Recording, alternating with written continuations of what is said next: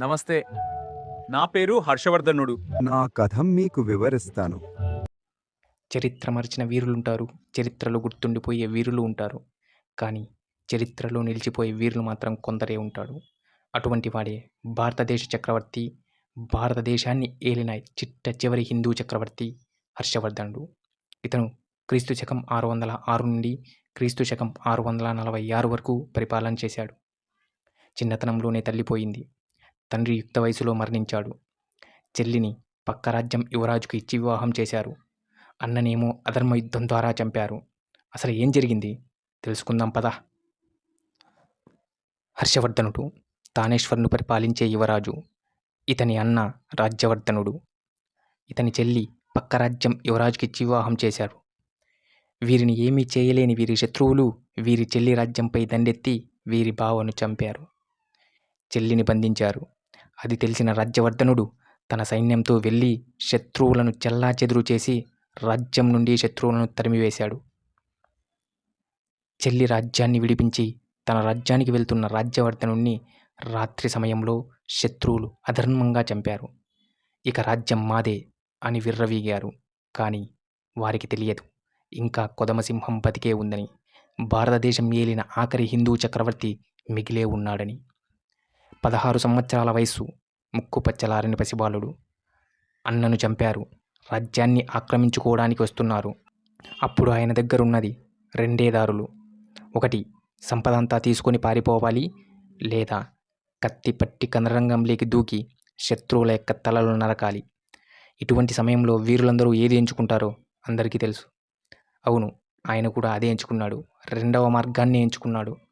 కత్తి పట్టి కనరంగంలోకి దూకాడు.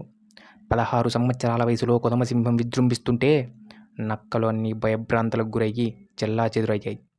శత్రు సైన్యాలను మొత్తం రాజ్యం నుండి తరిమేశాడు. ప్రజలు మొత్తం జేజేలు కొట్టారు. అంతేకాదు, హర్షుడు దానంలో కర్ణుడు, లౌక్యంలో కృష్ణుడు, శౌర్యంలో అర్జునుడిని తలపించేవాడు. ప్రతి 5 సంవత్సరాలకు ఒకసారి మత సమ్మేళనాలు, సభలు పెట్టి సంవత్సరం మొత్తం ఆదాయాన్ని పేద ప్రజలకు దానం చేసేవాడు. ఒట్టి బట్టలతో తిరిగి రాజ్యానికి సన్యాసిగా వెళ్ళిపోయేవాడు.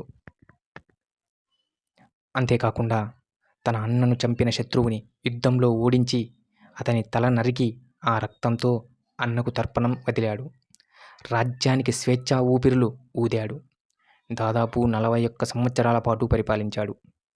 ఈయన చేసిన మొత్తం యుద్ధాల్లో ఒక్కసారి మాత్రమే నర్మదా నదీ యుద్ధంలో దక్షిణ దేశ రాజు అయిన పులకేశి చేతిలో ఓడిపోయాడు. అంతే, ఆ యుద్ధం సంధితో ముగిసింది.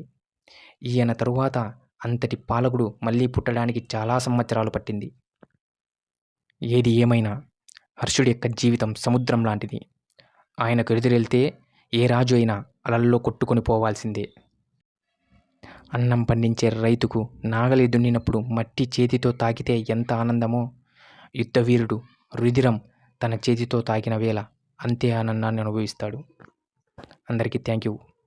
హర్షుడి యొక్క జీవితం ప్రతి వ్యక్తికి ఒక ఆదర్శప్రాయం.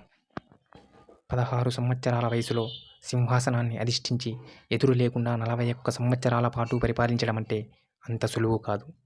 అందున అయిన వాళ్ళందరూ దూరమైనా అంత బలంగా నిలబడడం అంటే ఎంత మనోబలం ఉండాలి.